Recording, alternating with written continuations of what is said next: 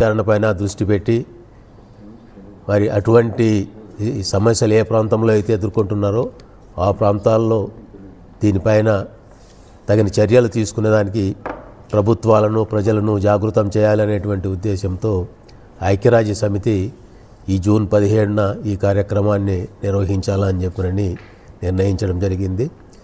మరి మా సంస్థ ఈ కార్యక్రమాన్ని దాదాపు 15 సంవత్సరాలుగా జరపడం అనేది జరుగుతుంది.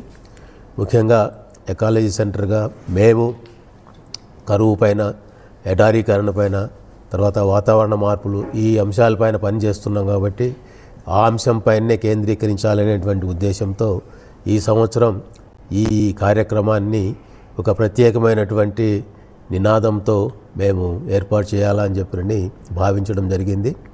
మరి అనంతపురం జిల్లా కరువులకు, ఎడారీకరణకు, వాతావరణ మార్పులకు 3 రకాలుగా కూడా బాగా తీవ్రంగా గురి అవుతున్నటువంటి సందర్భం మనం గమనిస్తున్నాం.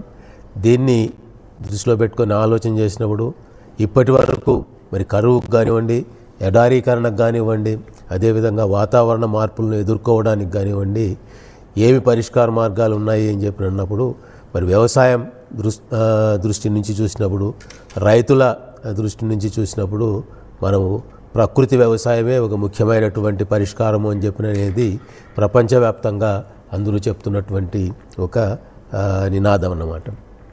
అన్ని దేశాల్లోనూ ఈ మధ్య ఈ కార్యక్రమం ఇటువంటి సమస్యలపైన దృష్టి ఎక్కువ పెట్టడం జరిగింది. అందరూ కూడా మనం చేస్తున్నటువంటి వ్యవసాయ విధానం ప్రకృతికి చాలా విఘాతం కలిగించేటువంటి పరిస్థితుల్లో ఉంది, చాలా నష్టం చేస్తున్నది. ప్రకృతికి నష్టం చేయడం అంటే మన ఎన్విరాన్మెంటు, ఎకాలజీ, బయోడైవర్సిటీ ఇవన్నీ కూడా బాగా దెబ్బతింటున్నాయి. వీటితో పాటు ప్రజారోగ్యం బాగా దెబ్బతింటుంది. మనం తినేటువంటి ఆహారం బాగా కలుషితమైపోయి పబ్లిక్ హెల్త్ అనేది కూడా బాగా దెబ్బతింటున్నది. నేల, నీరు ఇవన్నీ కూడా బాగా కలుషితమైపోతున్నాయి. మరి నిజంగా మనం మళ్ళీ వాటిని బాగు చేయాలంటే కూడా బాగు చేయలేనంత కలుషితమైపోతున్నటువంటి పరిస్థితిని మనం గమనిస్తున్నాం. కాబట్టి వీటిని ఎదుర్కోవాలని చెప్పినంటే మరి ప్రకృతి వ్యవసాయ విధానమే ఏకైక పరిష్కారం అని చెప్పని చాలామంది పరిశోధనా సంస్థలు, చాలా శాస్త్రజ్ఞులు మరి చెప్తూ ఉన్నారన్నమాట. సో దానికోసం అని చెప్పినంటే మేము కూడా గత 20 సంవత్సరాలుగా 30 సంవత్సరాలుగా మేము వాటర్ షెడ్ కార్యక్రమాలు, తర్వాత ప్రకృతి వ్యవసాయ కార్యక్రమాలు, వాతావరణ మార్పులకు తట్టుకునేటువంటి వ్యవసాయ విధానాలు వీటన్నిటిపైన కూడా పని చేస్తూ వచ్చినాం.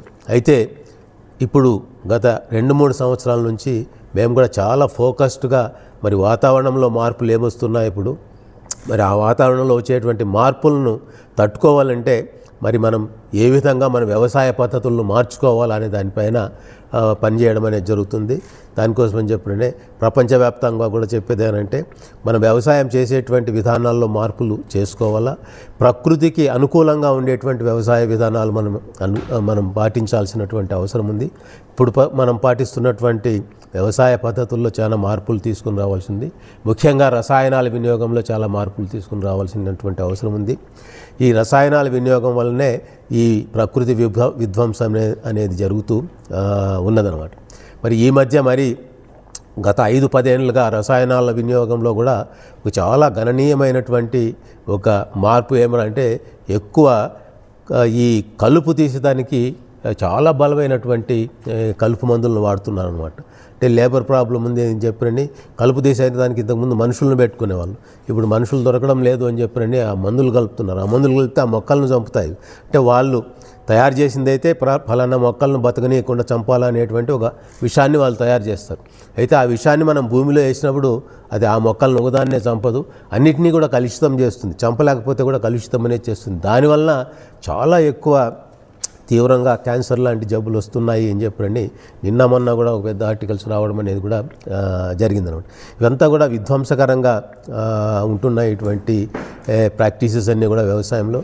కాబట్టి ఇవన్నీ కూడా మనం స్వస్తి పలకాల్సినటువంటి అవసరం ఉంది.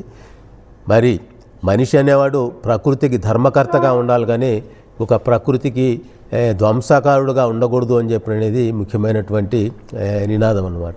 సో ఆ విధంగా మనం ఆలోచన చేసినప్పుడు ప్రకృతి అనుకూల వ్యవసాయ విధానాలను మనం ప్రవేశపెట్టాలనేటువంటి ఉద్దేశంతోనే ఈ కార్యక్రమాన్ని ప్రత్యేకించి ప్రకృతి వ్యవసాయం మరి ఏ విధంగా వాతావరణ మార్పులకు తట్టుకోగలుగుతుంది, ఏ విధంగా ఎడారీకరణను నివారించగలుగుతుంది, ఏ విధంగా కరువులను కూడా అధిగమించగలుగుతుంది అనేటువంటి థీమ్ను ఇప్పటికే అనంతపురం జిల్లాలో చాలామంది రైతులు చేసి చూపిస్తున్నారు.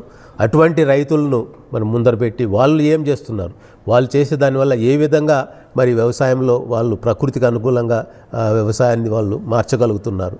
సో అటువంటి వాళ్ళను మనం ఆదర్శ రైతులుగా తీసుకొని వాళ్ళ యొక్క వ్యవసాయ విధానాన్ని మరి మిగతా రైతులు కూడా తెలియజేయాలనేటువంటి ఉద్దేశంతో ఈ కార్యక్రమాన్ని మేము ఏర్పాటు చేయడం అనేది జరిగింది. మేము ఈ ప్రకృతి వ్యవసాయ విధానాలను పాటించాలా అని చెప్పని మేము చాలా కాలంగా పనిచేస్తున్నాం. ముఖ్యంగా మనం గమనించాల్సినటువంటి విషయం ఏంటంటే మన ఆంధ్రప్రదేశ్ ప్రభుత్వం కూడా యాక్చువల్గా ప్రకృతి వ్యవసాయం పైన ప్రపంచంలోనే అతిపెద్ద ప్రకృతి వ్యవసాయ కార్యక్రమాన్ని మన ఆంధ్రప్రదేశ్ గవర్నమెంట్ నడుపుతూ ఉందన్నమాట. APCNF అంటారు, రైతు సాధికార సంస్థ అని చెప్పండి. మీకు తెలుసు, విజయ్ కుమార్ సార్ గారి నాయకత్వంలో మరి ఆంధ్రప్రదేశ్ న్యాచురల్ ఫార్మింగ్ ప్రాజెక్ట్ అని చెప్పి అనేది నడుపుతున్నారు. దాని కింద చాలామంది రైతులను వాళ్ళను రసాయనాలు లేని వ్యవసాయం వైపు ఒక పర్మనెంట్ అగ్రికల్చర్ అంటారు, ఒక రకంగా చెప్పాలంటే పర్మాకల్చర్ అంటారు కదా. పర్మాకల్చర్ అంటే ఇంతకుముందు ఎక్కువ వృక్ష పంటలతోనే ఉండదన్నమాట. ఇప్పుడు పర్మాకల్చర్ అంటే వృక్ష పంటలతో పాటు కార్తె పంటలను కూడా కలిపి పంటల విధానాన్ని ఏర్పాటు చేసి ఒక్కసారి పంట పెడితే నీ పొలంలో ఇంకా దాన్ని తీయని అవసరం లేకుండా వచ్చే పంటలు వస్తుంటాయి, ఒడుపుకునే పంటలు ఒడుపుకుంటుంటారు, మళ్ళీ నాటి విత్తనాలు నాటుతుంటారు. నిరంతరంగా అడవి ఏ విధంగా అయితే పచ్చదనంగా ఉంటుందో నీ పొలం కూడా అదే విధంగా పచ్చదనంగా ఉండాలా. అక్కడ ఏమాత్రము రసాయనాలు ఉపయోగించాల్సినటువంటి అవసరం లేదు. ఇటువంటి విధానాలను నమూనాలను మన ప్రభుత్వం కూడా తయారు చేసినటువంటి పరిస్థితి మనకు ఉంది. వేరే రాష్ట్రాల్లో కూడా దీన్ని అనుసరిస్తూ ఉన్నారు. మేము కూడా దాన్నే కొంతవరకు అనుసరిస్తూ ఉన్నాము. ఇంకా రైతులు కూడా చేస్తున్నారు. వాళ్ళు చేసేటువంటి పద్ధతులు, తర్వాత మన ప్రభుత్వం చేసేటువంటి పద్ధతులు, ఇవన్నీ కూడా మనం ప్రకృతి అనుకూలంగా మలుచుకునే దానికి అవకాశం కల్పిస్తున్నారు. కాబట్టి దీన్ని ఫోకస్ చేయాలనేటువంటి ఉద్దేశంతో మేము ఈ నెల 17వ తేదీ చేసేటువంటి కార్యక్రమాన్ని ఏర్పాటు చేయడం అనేది జరుగుతోంది. మీరందరూ కూడా మాతో సహకరించాలని చెప్పని నేను కోరుకుంటున్నాను.